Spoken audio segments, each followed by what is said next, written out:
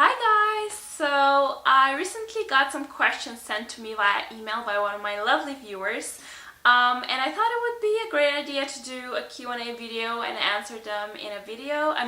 She requested me to answer them in a video, so that's why I'm doing it. And when I got her questions, I also asked you on Twitter and Facebook if you guys have some more questions, and I got a few more. So yeah, the Q&A video is happening. So I'll just jump right into it and start with the very first question, which is, what have you learned from the experience of living on your own so far? I'm actually not living on my own for the first time. I did live on my own back when I was studying. I don't come from the capital city of my country, and my university is in the capital, so because of my weird schedule, I actually couldn't commute. So yeah, I was staying in a house share there while I was studying for almost 3 years. So this is actually not my first experience of living on my own, and I don't know, I haven't really learned much from it, I guess, because I'm quite an independent person anyways, and it's just the only thing that's weird is not having my family around me, you know, all the time, or at least on the weekends, because when I was living in Ljubljana, I did drive home for the weekends, and for example, I didn't have to do my laundry and stuff like that, which I now have to do, but I know how to do it, and I also know how to cook. So I don't know, the experience of living on my own is actually not something that I pay much attention to, I guess, because I'm fine with it, and yeah, I don't know. I'm doing okay, I guess. I don't know what else to say. Yeah, I don't think I've learned anything new from it.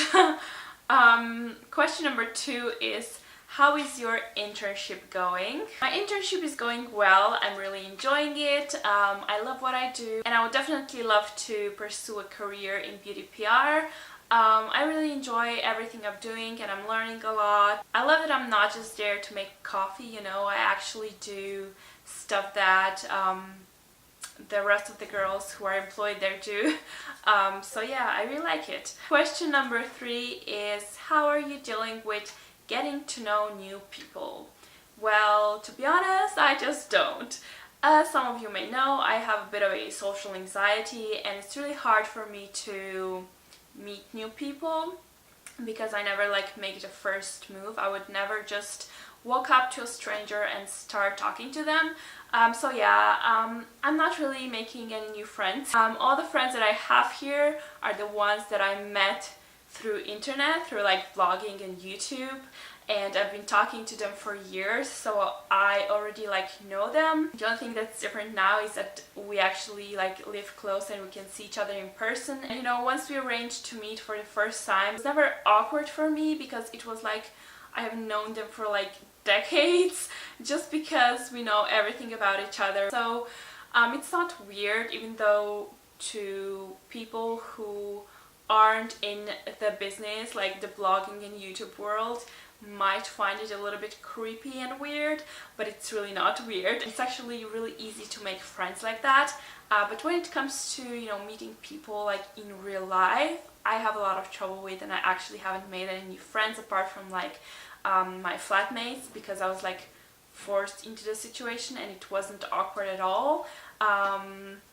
So yeah, I feel the way I'll be meeting people is just through my jobs and stuff, and blogging and YouTube, because otherwise I'm not sure how this would go. So sorry if this answer of mine isn't helpful, but you know, that's the reality, and I don't know what to do about it. Okay, question number 4. Is it hard to get an au pair job abroad if you don't have any experience with watching children and doing household stuff? As you may or may not know, I used to work as an au pair a few months ago, which was a terrible idea in my case, but no, it is not hard to get a job. I don't have any professional experience in looking after children. I do have a younger sister and I have younger cousins, so I am used to being around children, but I don't have any professional experience. And also when it comes to like household stuff, I do know how to do everything, so I was not worried about that at all. Like, I know how to cook and how to clean and do laundry and iron and all that jazz, so I wasn't really worried about it. But yeah, I think you can get a job without any experience, because I didn't really have any, and I got contacted by 7 families in the first 2 days. Fortunately, I made the wrong decision and picked the wrong family to go work for, which I obviously now really regret.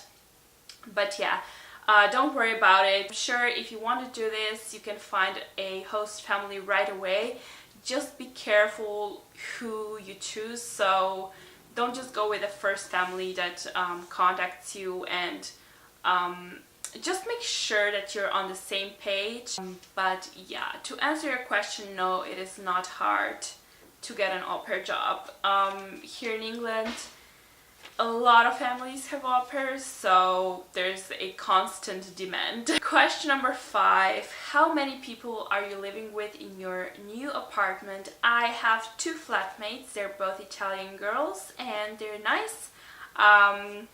So yeah, I'm living with 2 people and my lease is up in April, and I'm actually currently looking for a new place to live in with 2 of my friends who are already living here in London. So if we manage to find an apartment together, there will be again 3 of us living together. Next question is, do you get along with your flatmates? Yes, I do get along with my flatmates. They're great. Do you speak Italian? I think this is with regards to my flatmates, because both of my flatmates are Italian, but no, I don't speak Italian. I do know a few words. I know some words that are like similar to Spanish, because I did take a few Spanish lessons, but no, I'm not like fluent in Italian. I don't speak Italian. I just know a few random words that probably most people on this planet know. And now the last question is, how much money do you spend per week for expenses such as food and transport? I was debating whether or not to like answer this question, because it is pretty personal, but this is something that if you're thinking about moving to a new country, this is like an information that comes in very handy, so I guess I'll just talk about it.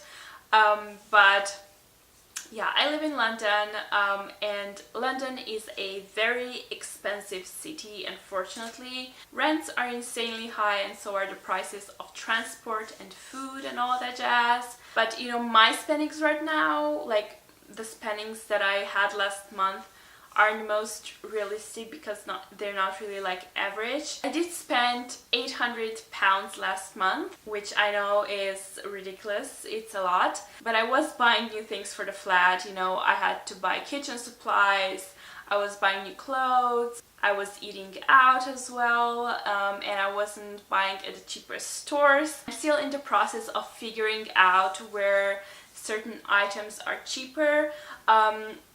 For example, last month I've been buying in grocery stores. Their food is more expensive. Here, for example, you have Tesco, Sainsbury's, Marks and Spencer, Whole Foods, Waitrose. Those are kind of the main stores that are around most areas, and they're kind of ranked by how much things cost in them. For example, Sainsbury's is supposed to be like an average kind of store, and then Whole Foods and Waitrose and Marks and Spencer are more expensive. And my closest stores, for example, are Marks and Spencer and Waitrose. So yeah, I was shopping in stores where prices are higher, and then also around me, because I do live in a very central part of London, there aren't a lot of big supermarkets where prices are usually lower. We do, for example, have Tesco and Sainsbury's, but those stores are really tiny, don't carry a lot of stuff, but the prices are higher. I don't know why, it's ridiculous, but yeah. This month I'm actually taking another approach and I'm driving every week. I do a weekly food shopping now. I drive up to Morrison's, which is another store, and it's a big supermarket and it's considered to be one of the more affordable ones. And yeah, it does take me about 45 minutes to get there by bus, but it's definitely worth it because, for example, this week I spent about 40 pounds on food, which compared to, you know, last month is a lot less. Last month I think I spent about 400 pounds on food, and this month I'm trying to do 200 pounds. So it really depends on where you shop. It depends on how much you're eating out, because when you're eating out in restaurants it can get very expensive. Even if you just go grab a burger, it's still expensive. And also the public transport is not the cheapest. It's great, it works great, it gets you everywhere, but it is not cheap.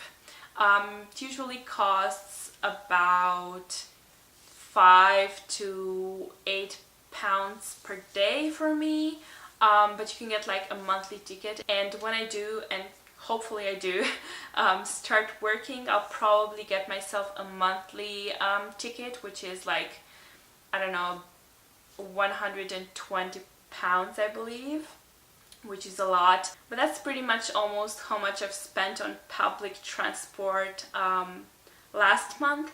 So yeah, last month I spent 800 pounds, but this month I'll try to do 400 for like everything, for like food and transport and some random bits and pieces. I'm writing down all of my expenses, and I don't know, maybe like at the end of the month I can let you know how much I've spent on everything in my weekly vlog, if you're interested in that. Yeah, these were all the questions that I got. Thank you to those of you who sent them to me, and please let me know if you would like to see another Q&A video. I'm thinking about doing one a month, so if you have any more questions for me, please leave them in the comments below and I will save them and answer them in my next Q&A video in about a month.